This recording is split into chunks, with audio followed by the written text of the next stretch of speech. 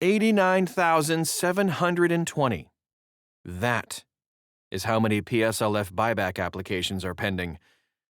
But a lot of borrowers actually won't need them. That is our topic for today on the College Investor Audio Show. Welcome! We're so glad you're here. You can follow, like, and all the clicky things you need to do on social media. Just type in the words The College Investor. You're going to find us pretty much wherever you are. You can also take a look at this article and hundreds of thousands of others at thecollegeinvestor.com. Dive deep on any money topic you could possibly come up with. It's all there at thecollegeinvestor.com. Okay. So the PSLF buyback backlog grew to 89,720 pending applications in March. Now, we saw this because of the latest court-ordered status report, which you can find the PDF at thecollegeinvestor.com, and was filed recently. The Department of Education decided just 3,280 applications during the month. Oh boy, at that pace. Do the math. Borrowers at the back of the queue face a wait of over 2 years, almost 2.5. So here's the part that isn't getting enough attention.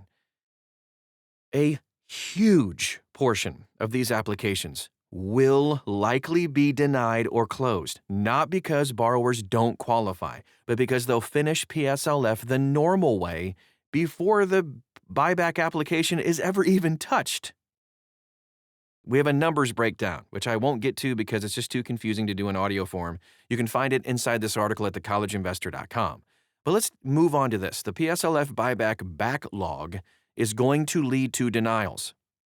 PSLF buyback allows borrowers to purchase, if you will, months they missed because of certain deferments and forbearance to count toward their 120 payments. Most buyback applicants are looking to recover the period of time spent in the save forbearance, which could could be up to 24 months if they remain in the save forbearance until the end. The math problem's pretty straightforward. If the buyback queue takes 27 months to clear and you only need like 8 to 16 qualifying payments, you're going to hit the 120 payment mark through just normal monthly payments before the department ever gets to your application. And when that happens, you receive your forgiveness the standard way and your buyback application is denied. It's moot at that point. This is not actually hypothetical at all. Some borrowers who filed buyback in late 24, early 25 have been making qualifying payments while they wait. Good on ya. Many of those borrowers are approaching or have already crossed the 120 payment threshold just by doing that. This creates kind of an unusual situation, too. The backlog may partially resolve itself through denials and closures rather than through faster processing, right? Because you're just going to do it anyway. And that may not be the best outcome for borrowers, since a lot of borrowers face higher payments today than what they would have paid over that prior 2 years. So the growing denial rate hints at this trend. In March, 440 applications were denied. 130 were closed without even a decision. While the department doesn't break out reasons for denials, the timing aligns with early applicants reaching the front of the line, only to find that they no longer need that buyback thingy.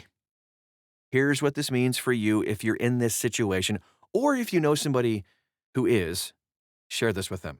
If you have a pending PSLF buyback application, run the numbers. Count your current qualifying payments and estimate when you'll reach 120 without the buyback.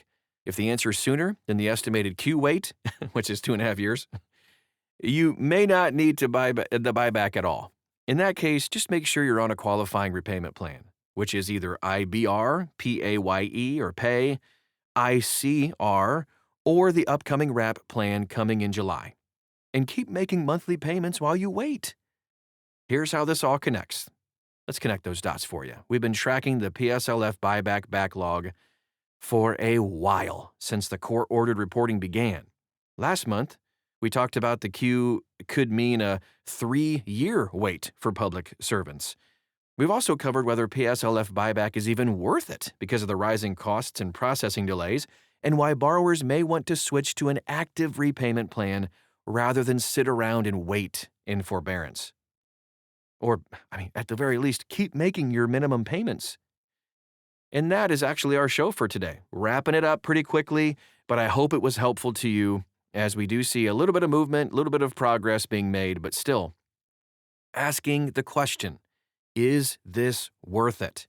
Find the answers to your questions by liking and following and all those things on social media. We're there to help you wherever you are in this process, if you find yourself in this process, to help you get to where you need to go. You can also check out the website, dive deeper into this topic, because we have a ton of coverage on this at thecollegeinvestor.com.